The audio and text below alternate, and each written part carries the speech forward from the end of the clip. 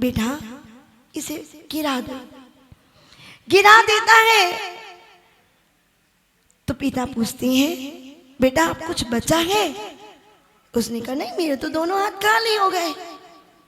नहीं बेटा, तुम्हारे दोनों हाथ खाली नहीं है। देखो, जिस हाथ में तुम्हारे चंदन का चूड़ा था वो अभी भी खुशबू बिखेर रहा है, और जिस हाथ में कोयले का चूड़ा था अभी भी कालीमा बिखेर रहा है। इसी तरह बेटा, मैं रहूं या ना रहूं, श्वासों का भरोसा नहीं।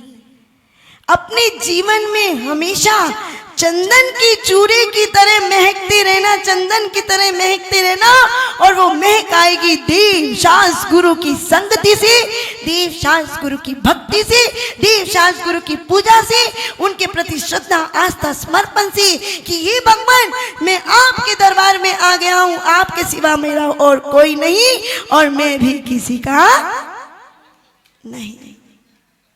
क्यों? आना अकेला, जाना अकेला, ढूंढ ले ठिकाना, चेतन ढूंढ ले ठिकाना।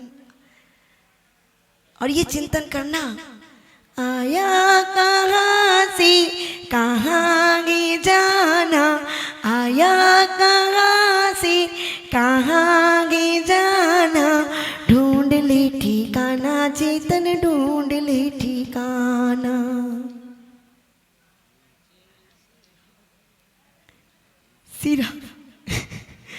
सिर्फ कहाँ से आया? कोई ग्वालियर से आया, कोई इंदौर से आया, वास्तव में कोई काठमांडू से आया, कोई गुड़गांव से आया, कोई बीना से आया, कोई मिर्ला परिवार वाला आया, और कोई अप्सरा परिवार वाला आया, कोई ललितपुर से आया, कोई राजस्थान से आया, लेकिन वास्तव में ये सोचा कि वास्तव में हम आए किस गति से हैं और कहां जाएंगे। बस इतना ही हमें सोचना है, और उसके लिए भगवान से अटैचमेंट होना जरूरी है।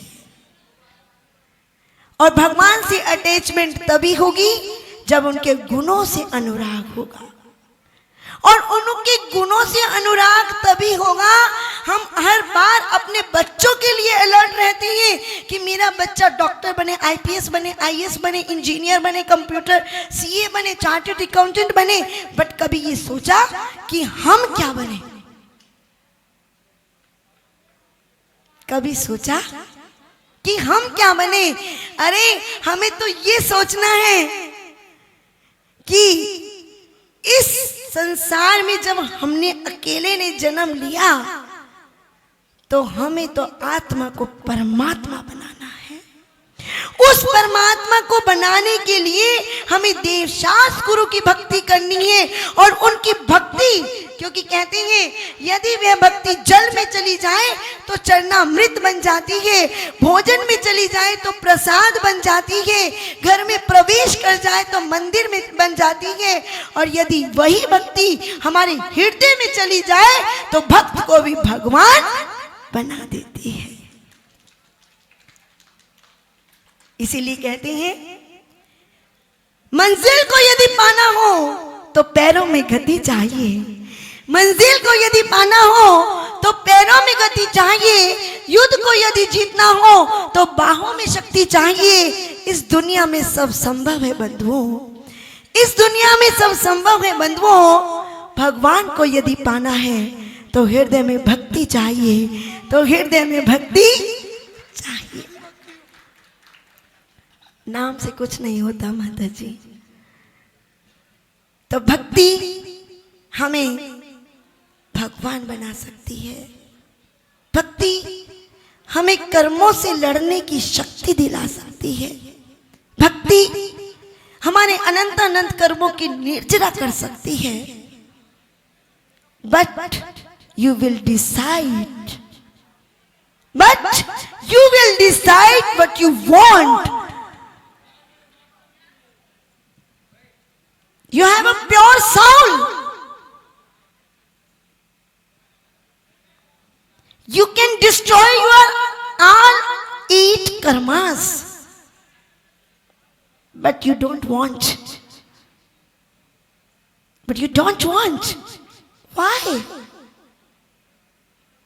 It's a Siddh Kshetra. Shashwat Tirthraj Sameh Shikhar. Parshvanath place.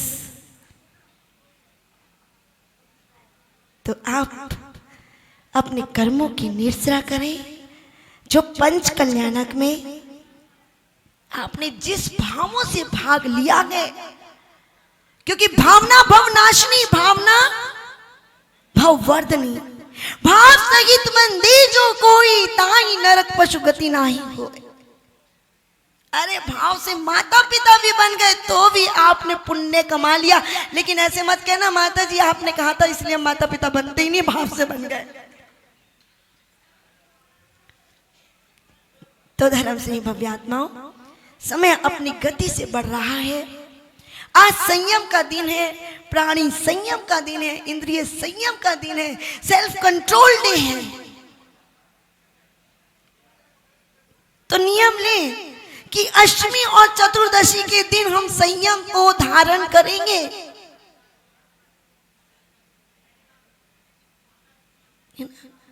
15 दिन में 2 बार तो संयम को धारण करें, निश्चित ही कल्याण होगा।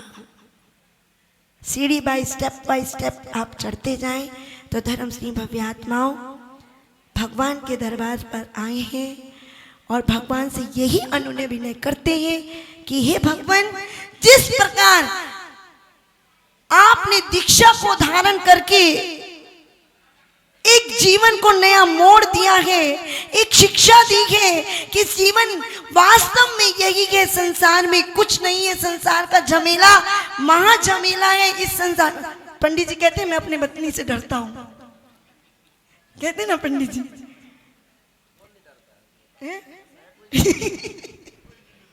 नहीं, सभी डरते हैं, हम नेचुरल है।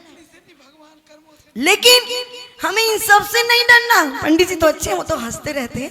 हमें किसी से नहीं डरना, सिर्फ अपने कर्मों से डरना है, जो हमने खुद गलत कर्म संचित किए हैं, खुद हमने पाप कर्म संचित किए हैं, खुद हमने अपने मन में गलत धारणाएं रखी हैं।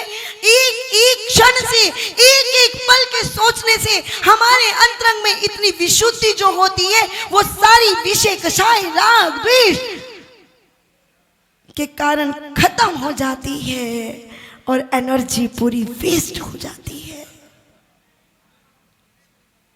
क्यों? क्योंकि क्रोध और राग द्वेष विषय कषाय खुद को नष्ट कर देगा। और यदि नष्ट करना है तो अपने कर्मों से नष्ट हो जाओ, कर्मों को नष्ट कर दो। नहीं है तो छोड़ दो।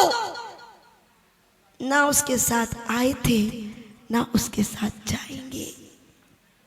बस हे भगवान, हमें तो आपके चरणों में रहना है और यही चिंतन करना है।